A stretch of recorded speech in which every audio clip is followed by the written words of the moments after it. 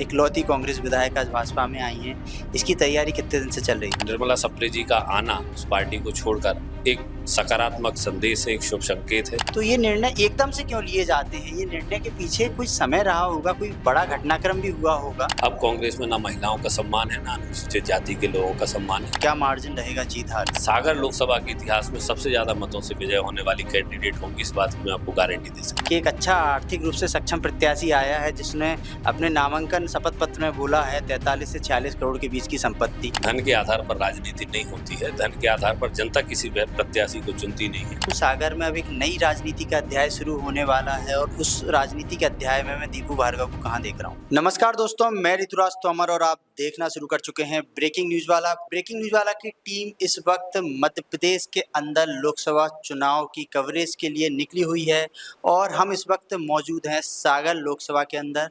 सागर में आज सुबह सुबह मध्य प्रदेश का सबसे बड़ा राजनीतिक घटनाक्रम देखा गया, जहां सागर के अंदर 8 विधानसभा सीटें हैं सागर लोकसभा के अंदर। उन 8 में से 7 पर भाजपा के विधायक हैं और मात्र 1 सीट, बिना सीट पर कांग्रेस विधायक निर्मला सुप्रे विधायक थी, जिन्होंने आज सुबह सुबह कांग्रेस का दामन छोड़कर भाजपा का दामन थाम लिया है। चुनाव के एन वक्त पहले आज शाम से आदर्श आचार संहिता लागू हो जाएगी, चुनाव प्रचार थम जाएगा और परसों यानी कि 7 तारीख को तीसरे चरण का मतदान है, जिसमें सागर लोकसभा में भी मतदान होना है। इसी कड़ी में आज हम बात करेंगे सागर के अंदर दीपू भार्गव जी से। दीपू भार्गव जी सागर की राजनीति में अच्छा खासा जानकारी रखते हैं, वो सागर के ही हैं, पूर्व मंत्री गोपाल भार्गव जी के सुपुत्र हैं, 9 बार के विधायक गोपाल भार्गव जी। और दीपू जी सामाजिक और राजनीतिक पृष्ठभूमि में हमेशा से एक्टिव रहते हैं, इसीलिए आज हम उनसे चर्चा करेंगे और जानेंगे कि आखिर इतने बड़े घटनाक्रम की रूपरेखा कितने दिन पहले से लिखना शुरू हुई थी। नमस्कार दीपू जी नमस्कार, धन्यवाद। दीपू जी, सबसे बड़ा सवाल यही कि ये जो इतना बड़ा घटनाक्रम हुआ है, इकलौती कांग्रेस विधायक आज भाजपा में आई हैं, इसकी तैयारी कितने दिन से चल रही थी? देखिए, इसकी कोई तैयारी भारतीय जनता पार्टी ऐसी कोई तैयारी करती नहीं है। निश्चित रूप से अभी निकट के समय में जो कांग्रेस के बड़े नेताओं द्वारा देश प्रदेश की महिलाओं के विषय में, अनुसूचित जाति वर्ग की महिलाओं के विषय में अशोभनीय टिप्पणियां जो की गई, तो जो हमारी कांग्रेस की विधायिका रही हैं श्रीमती निर्मला सप्रे जी, उन्हें स्वयं उस चीज़ का बड़ा दुख हुआ, मलाल हुआ। आज उन्होंने अपनी प्रेस कॉन्फ्रेंस में इस बात को कहा कि 3 दिन से वो सो नहीं पाए। इस चीज़ को बार बार उनके जहन में वह बात बार बार आ रही थी कि कैसे उनकी खुद की पार्टी के इतने बड़े लोग अनुसूचित जाति वर्ग के और महिलाओं के विषय में इस प्रकार की बात कर सकते हैं। तो यह उनका स्वतः उठाया हुआ कदम है जो उन्होंने भारतीय जनता पार्टी का साथ लेना पसंद किया। निश्चित रूप से उन्होंने कुछ बातें और कही कि गुटबाजी कांग्रेस में हावी है और किसी से बात नहीं हो पाती है। अगर किसी से बात करने का प्रयास करें, जो उनकी आला कमान है या प्रदेश नेतृत्व है, तो वह किसी कार्यकर्ता से, अब आप सोचिए विधायक अगर बात करना चाह रहा है और विधायक से बात नहीं हो पा रही है तो किस प्रकार का उनका संगठन होगा। तो निश्चित रूप से इन सारी चीज़ों से आहत होकर और ख़ासतौर से जो अशोभनीय टिप्पणी प्रदेश के कांग्रेस के माननीय अध्यक्ष द्वारा की गई, उससे आहत होकर उन्होंने भारतीय जनता पार्टी का दामन थामा है। और हमें कहते हुए खुशी है कि अनुसूचित जाति वर्ग के ऊपर अगर कोई इस प्रकार की सोच रखता है, अपने विचार रखता है, तो निर्मला सप्रे जी का आना उस पार्टी को छोड़कर एक सकारात्मक संदेश है, एक शुभ संकेत है कि भारतीय जनता पार्टी को उन्होंने चुना। क्योंकि कहीं ना कहीं और भी दल राजनीतिक रूप से हैं, लेकिन उन्हें ऐसा लगा कि भारतीय जनता पार्टी में महिलाओं का और अनुसूचित जाति वर्ग के लोगों का पर्याप्त स्थान और सम्मान है, इसलिए उन्होंने भारतीय जनता पार्टी को चुना। ये तो बात हो गई है निर्मला सप्रे जी की। अब हम बात करते हैं सागर लोकसभा की। सागर लोकसभा के अंदर जहां एक तरफ पीएम मोदी ने सभा की है, वहीं मुख्यमंत्री डॉक्टर मोहन यादव से लेकर तमाम सारे नेताओं की जनसभाएं चल रही हैं और मध्य प्रदेश की राजनीति में सागर बड़ा अच्छा स्थान रखता है। तो आप किससे देख रहे हो इस चुनाव को? क्या मार्जिन रहेगा जीत हार का? देखिए, सागर हमारे बुंदेलखंड की राजधानी हम मानते हैं, जो हमारे मध्य प्रदेश का बुंदेलखंड है उसकी राजधानी हम अपने सागर को मानते हैं और संभागीय मुख्यालय भी हमारा सागर है। और संभागीय मुख्यालय की सीट होने के कारण बड़ी हॉट सीट हमारी सागर कहलाती है। डॉक्टर हरि सिंह गौर की नगरी सागर मुख्यालय है यहाँ पर। तो तमाम प्रकार की एक जो पहचान पूरे देश में प्रदेश में सागर की है। इस कारण से बड़ी हॉट सीट और लोगों की चर्चाओं का जो दृष्टिकोण है वह सागर की ओर रहता है। निश्चित रूप से माननीय प्रधानमंत्री जी सहित हमारे माननीय मुख्यमंत्री जी सहित प्रदेश के आला नेताओं की सभाएं अलग अलग विधानसभाओं में लोकसभा की दृष्टि से हुई हैं। निश्चित रूप से अब यह मानकर चलिए गए कि वर्तमान में जो हमारी भारतीय जनता पार्टी की प्रत्याशी है डॉक्टर श्रीमती लता वानखेड़े जी, आज तक के भारतीय जनता पार्टी के सागर लोकसभा के इतिहास में सबसे ज़्यादा मतों से विजय होने वाली कैंडिडेट होंगी। इस बात की मैं आपको गारंटी दे सकता हूँ। एक तरफ तो आप गारंटी दे रहे हैं, दूसरी तरफ आपने बोला है कि निर्मला सप्रे जी आहत होके आई हैं कांग्रेस से भाजपा में। क्या वो कल तक आहत नहीं थी? क्योंकि मैंने उनकी सोशल मीडिया देखी है, कल तक उनके पार्टी हैंडल से, उनके सोशल मीडिया से कांग्रेस के लिए पोस्ट डल रही थी। तो ये कहीं न कहीं एक सवाल खड़ा नहीं होता है कि एक रात भर में ऐसा क्या हो गया कि उनको ये निर्णय लेना पड़ा कि नहीं, अब नहीं? तो ये निर्णय एकदम से क्यों लिए जाते हैं? ये निर्णय के पीछे कोई समय रहा होगा, कोई बड़ा घटनाक्रम भी हुआ होगा? लेकिन उन्होंने आज अपने वक्तव्य में स्पष्ट किया कि 3 दिन से यह चिंतन मनन उनके विषय में, उनके हृदय में चल रहा था। जिस प्रकार का वक्तव्य उनके लीडर्स का आया और उन्हें ऐसा लग रहा था कि आने के बाद निश्चित रूप से कहीं ना कहीं कोई मलाल उनकी पार्टी के लोगों को इस बात पर होगा, कोई रिग्रेट होगा, लेकिन कोई मलाल पार्टी के लोगों ने दिखाया नहीं। खाना पूर्ति के रूप में एक ऐसे ही सामान्य रूप से कोई माफ़ीनामा शायद उन्होंने दिया। तो 3 दिन उन्हें चिंतन करने में लगे और उसके बाद उन्होंने अपना पक्का निर्णय लिया कि कांग्रेस अब वह पार्टी नहीं रही जैसी पार्टी पहले हुआ करती थी और जिस आधार पर वह कांग्रेस में थी, जिस रीति नीति को देखकर वह कांग्रेस में थी। अब कांग्रेस में ना महिलाओं का सम्मान है, ना अनुसूचित जाति के लोगों का सम्मान है। इसलिए उन्होंने पर्याप्त चिंतन करके भारतीय जनता पार्टी को ज्वाइन किया है। ठीक है, अब बात करते हैं मध्य प्रदेश की। मध्य प्रदेश में 29 में से कितनी सीट का दावा करते हैं आप? और मोदी जी ने जो 400 पार का नारा दिया है, क्या पूरा हो पाएगा? देखिए, 400 पार का नारा केवल कोरा नारा नहीं है। भारतीय जनता पार्टी जब नारा देती है तो उसके पीछे एक बहुत बड़ी व्यवस्था, संगठनात्मक व्यवस्था के आधार पर पूर्ण आत्मविश्वास के साथ हम ये कह पाते हैं। हमने अगर नारा दिया है कि अब की बार 400 पार, जिसमें हम स्वयं की भारतीय जनता पार्टी की 370 सीटें और विथ अलायंस हम 400 सीटों के पार जाने की बात कर रहे हैं।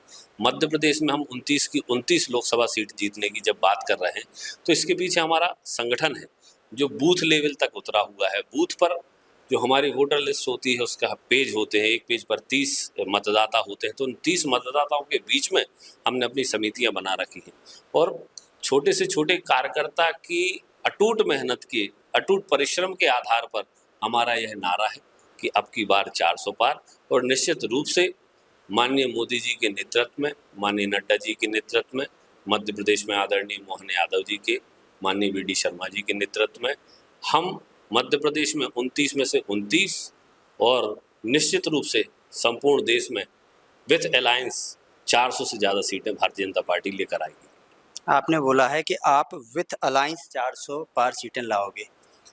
सागर से जो कांग्रेस प्रत्याशी हैं, वो अपने हर संबोधन में पहले तो बोलते हैं कि मैं इंडिया गठबंधन का प्रत्याशी हूँ, उसके बाद बोलते हैं कांग्रेस का प्रत्याशी हूँ।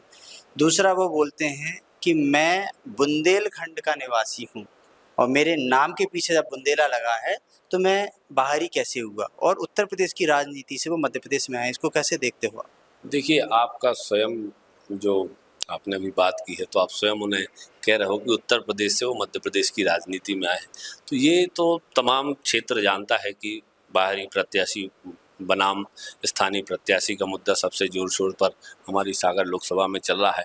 और निश्चित रूप से एक बात ये होती है कि जो स्थानीय होता है उस व्यक्ति की आत्मा उस क्षेत्र में बसती है।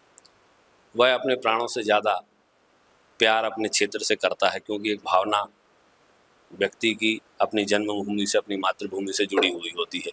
हम कहीं भी काम करें, हम चाहे विदेशों में काम करें, हम चाहे सागर के होकर दिल्ली में रहें या बम्बई में रहें, लेकिन हमारी आत्मा हमेशा मन में ऐसा लगा रहता है कि गांव होके आ जाए, गांव के लिए हम कुछ कर सकें, अपनी मातृभूमि की कुछ कर सकें। ये जो भाव है ये किसी बाहरी व्यक्ति के मन में कभी आ नहीं सकता और केवल स्थानीय व्यक्ति ही अपने क्षेत्र का उस भाव से विकास कर सकता है जिस भाव से लोग अपने परिवार को देखते हैं।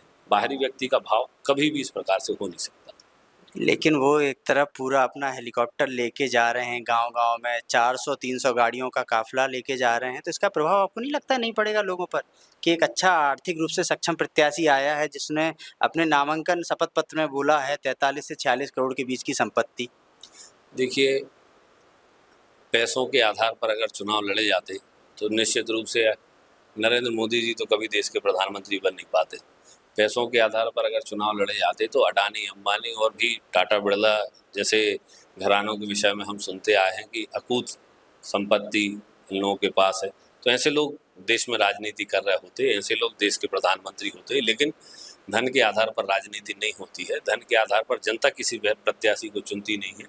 जो व्यक्ति मद्दा रखता है क्षेत्र की जनता के सुख में दुख में शामिल होने का, जो व्यक्ति भाव रखता है क्षेत्र को विकसित करने का, निश्चित रूप से जनता उसके साथ खड़ी होती है। और सबसे बड़ी बात यह है कि प्रदेश में जब भारतीय जनता पार्टी की सरकार है और सारे के सारे सर्वे, सारे के सारे लोग ये कह रहे हैं कि निश्चित रूप से माननीय प्रधानमंत्री नरेंद्र मोदी जी पुनः देश के प्रधानमंत्री बनने जा रहे हैं, तो ये बात जो है ये एक आम से आम मतदाता है उसके मन में रहती है। कोई भी व्यक्ति अपनी वोट को खराब नहीं करना चाहता। हर व्यक्ति ये चाहता है कि मैं जिसको वोट दूं वो जीते और जीतकर वो हमारे काम में आए, क्षेत्र के विकास के लिए अपना काम करे। मध्य प्रदेश में जब भारतीय जनता पार्टी की सरकार है, यहाँ के तमाम विधायक भारतीय जनता पार्टी के हैं और केंद्र में भी भारतीय जनता पार्टी की सरकार बनने जा रही है, तो मैं निश्चित रूप से जो हमारे सागर लोकसभा के बुद्धिमान मतदाता हैं वह सब जानते हैं कि हमें वोट भारतीय जनता पार्टी को देना है ताकि डबल तेजी के साथ, दुगनी गति के साथ हमारे सागर लोकसभा का विकास हो सके। किस व्यक्ति के पास कितना पैसा है, कौन व्यक्ति कंगाल है, इन सारी चीज़ों को मद्देनज़र रखकर आजकल जनता वोट नहीं करती। ठीक है, अब बात करते हैं सागर की राजनीति की। सागर की राजनीति में पिछले कुछ दिनों से तमाम सारे कांग्रेस नेताओं को आपने शामिल कर लिया है। आज इकलौती विधायक भी भाजपा में हो गई हैं। तो मैं क्या देखूं, सागर में अब एक नई राजनीति का अध्याय शुरू होने वाला है और उस राजनीति के अध्याय में मैं दीपू भार्गव को कहाँ देख रहा हूँ? देखिए, पहले आपका पहला प्रश्न मैं उसका जवाब दे दूँ। भारतीय जनता पार्टी की बड़ी समृद्ध विचारधारा है। हम लोगों की विचारधारा नैरो माइंडेड नहीं है, नकारात्मक नहीं। हम एक सकारात्मक विचारधारा को लेकर काम करते हैं और सबसे बड़ा जो हमारा विचार है वसुधैव कुटुंबकम, हम पूरी वसुंधरा को अपना कुटुंब मानकर चलते हैं। तो जो अच्छे लोग अन्य विचारधारा के दलों में हैं, अगर वह भारतीय जनता पार्टी में आना चाहते हैं तो उनका हम खुले हृदय से, खुले मन से उनका स्वागत करते हैं। कई बार लोगों को मन में ये लगता है कि यार हम नई पार्टी में जाएंगे तो हमारा मान सम्मान होगा कि नहीं होगा, हमें वहाँ पर महत्व मिलेगा कि नहीं मिलेगा। तो इस बात की गारंटी तो हमारे स्वयं के राष्ट्रीय अध्यक्ष, प्रदेश अध्यक्ष और तमाम बड़े नेताओं ने दी है कि जो नेता अन्य दलों को छोड़कर भारतीय जनता पार्टी में आ रहे हैं उनके मान सम्मान का पर्याप्त ध्यान रखा जाएगा। आपके परफॉर्मेंस के आधार पर आपको काम भी दिया जाएगा, आपको मान सम्मान भी दिया जाएगा। और रही जहाँ तक मेरी बात, तो मैं बहुत लंबे समय से भारतीय जनता पार्टी में एक सामान्य कार्यकर्ता के रूप में काम करता हूँ। पार्टी जो भी जवाबदारी देती है उस जवाबदारी को पूरे प्रण और प्राण से, पूरी निष्ठा के साथ निभाने का काम करता हूँ और आगे भी यही मेरा दृष्टिकोण है भारतीय जनता पार्टी के प्रति। जहाँ कहीं भी भारतीय जनता पार्टी मेरा उपयोग समझेगी, उस उपयोग को सिद्ध करने में, उस काम को सिद्ध करने में मैं अपनी पूरी जान लगाकर काम करूँगा। ठीक है, अभी मेरा आखिरी सवाल है दीपू जी के सागर के अंदर जैसे कि आपने बोला है कि फाइट बड़ी मजबूत है और लता वानखेड़े जी उस परिणाम से जीतेगी जो सागर के इतिहास में ऐतिहासिक होगा। वो सागर की अब तक की पहली महिला प्रत्याशी भी हैं। तो उनके आने के बाद आप किस तरीके से देखते हो कि सागर के अंदर महिलाओं के हित में क्या ऐसा बड़ा होगा जिससे जब दीपू भार्गव भी महिलाओं के बीच जाएँ, अपनी बहनों के बीच जाएँ, तो वो कह पाएँ कि आपने अपनी बहन के लिए ये किया है और आज बहन आपके लिए ये कर रही है। तो ऐसी क्या वो बड़ी योजना आप देखते हैं महिलाओं के लिए सागर के अंदर? ये मेरा आखिरी सवाल। देखिए, सागर के लिए तो बड़ी खुशी की बहुत सारी बातें हैं। सबसे पहले अगर मैं केंद्र सरकार की बात करूं तो केंद्र सरकार में माननीय मोदी जी ने इस देश के इतिहास को लिखने का काम किया है। 33% आरक्षण लोकसभा और विधानसभा में महिलाओं को देने का काम किया। अब सीधे सीधे तौर पर 33% तक महिलाओं की जनप्रतिनिधि के तौर पर बड़े सदनों में उनकी सहभागिता होगी। और जब इतने उच्च सदनों में जब महिलाएं बैठेंगी और किसी बात पर, किसी नीति पर, किसी पॉलिसी पर निर्णय होगा तो वह महिलाओं के हित में होगा, महिलाओं के दृष्टिकोण को देखते हुए होगा। तो ये एक राष्ट्रीय स्तर पर बात हुई है। दूसरा, महिला विश्वविद्यालय के लिए जो माननीय मुख्यमंत्री जी ने यहाँ पर घोषणा की थी और विश्वविद्यालय की जो घोषणा हुई, ये सारी चीज़ें सागर के लिए बड़ी लाभकारी हैं। आदरणीय लता जी जब सांसद बनकर दिल्ली में सागर की आवाज़ उठाएंगी तो एक नेचुरली स्वभावगत रूप से महिलाओं के हित में यह सारी चीज़ें होने जा रही हैं और होंगी ही, इस बात का भी आपको विश्वास होना चाहिए, क्योंकि चीज़ें स्वभावगत होती हैं। जब पुरुष बात करते हैं तो पुरुषों के पक्ष में बात करते हैं, जब महिलाएं बात करती हैं तो महिलाओं के पक्ष में बात करती हैं।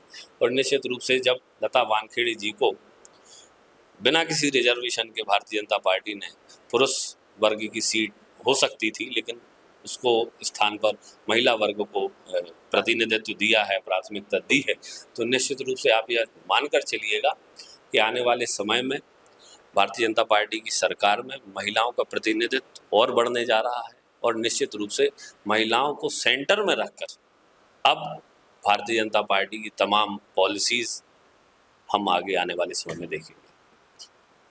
तो ये थे हमारे साथ सागर लोकसभा से दीपू भार्गव जी, जो यहाँ पर पूर्व मंत्री गोपाल भार्गव जी जो स्थानीय विधायक हैं, 9 बार के विधायक उनके सुपुत्र हैं। उन्होंने सागर लोकसभा के तमाम सारे विषयों पर खुलकर अपनी बात रखी और बताया किस तरीके से सागर के अंदर इस बार चुनाव के परिणाम हमें देखने को मिलेंगे। देखते रहिए ब्रेकिंग न्यूज़ वाला। धन्यवाद।